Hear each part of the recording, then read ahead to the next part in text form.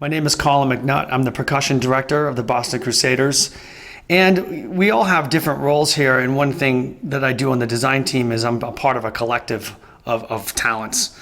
You know, some of the guys that you've seen that are listed with the organization, we all have our little role inside of this creative process.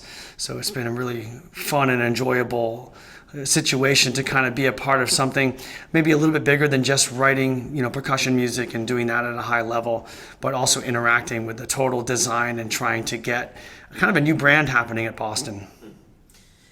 So what is your drum corps experience? I started marching in the Crusaders. I was a junior in high school. My music program, I'm from Massachusetts, my music program was small.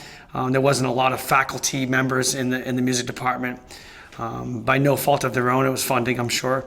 So I was looking elsewhere to learn about music, and my parents weren't musicians. I was really not formally trained or anything. I was a talented drum set player, but mostly by ear. And I was taking drum set lessons and learning some things, but money's tight, and drum corps was something that I could take a bus to South Boston from where I grew up on Cape Cod and be a part of the Crusaders. At that time, they were very small and local. This was in 1988. So, maybe we had 40 horn players. We had guys that were mostly local. And it was the only choice for me because I could get there. It was cheap. I could get on a bus, go to South Boston and be a part of a drum corps. And I was getting musically trained really in that kind of idiom, which is wild to think about it. So I since went on and went to music school, but none of that would have happened if I wasn't able to be a part of the drum corps. So the Crusaders, I marched from 1988 to 1991. So I marched 4 years here. At a time when it was lean, but the Corps had a lot of fight.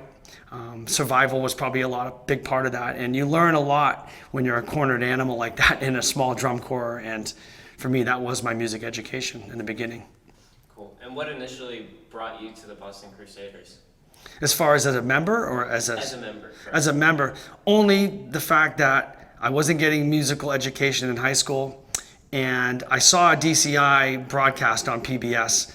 It was around 1985, I think, was the first time I saw the DCI broadcast. I was like, oh my gosh, I want to do that. I saw the Blue Devils drumline, Tom Float's drum lines on tape. I had no idea what it was. I'm like, oh my gosh, I got to see that. My drum set instructor, Martin Vasquez, a guy who was really influential for me when I was a young kid, he knew about drum corps, so he would bring his students to the shows. So we saw a few shows live for a while. So I knew that was where I could get educated. And it was like $300 for tour. My parents didn't have a ton of money, so I could take a bus to the Crusaders, and that was the only reason I was there. It was a corps I could take a bus to, and it was cheap. So with the Corps' newly adopted slogan from 2015, BAC became Building a Champion. How do you define a champion?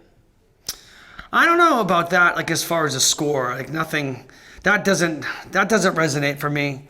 Building a champion, I think, is getting this organization and the brand to a place where it's self-sustaining excellence, and it's doing it over a long period of time, and it's doing it in a tier of competition where the top groups are. The top 5 drum corps are incredible. The top 6 drum corps are incredible. And there's different tiers within the top 12 and the entire cast of all the corps. We want the Crusaders to be able to musically and visually and creatively and educationally, even from the standard of the teaching, be at the top level. We want the kids to eat the best. We want them to travel the best. We want them to have the best instructors in the country. We want them to have the most passionate experience with the organization. And I think if you look at the top groups that have perennially been there, they are in that top tier of competition. So for us, the competitive side is within ourselves. You're competing against yourself every day. But make no mistake about it, the top tier of drum corps, that experience is what we're trying to shoot for the kids. Yeah. And not speaking to scores or anything, just values and skills, what kind of values do you think go into being a champion? Well, it starts with the teachers.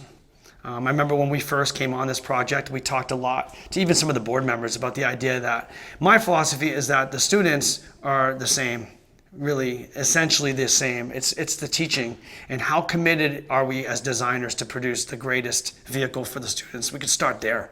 That's the design team. And then from an educational standpoint, are we committed on a full-time basis to be with the students, coaching them? It's a given we have to have the musical training for them, but in the visual training for them, and the performance training, but the coaching training. And mentoring the staff is the same as mentoring the students. So the whole synergy of the system has to be functioning on all cylinders, and it starts with the staff.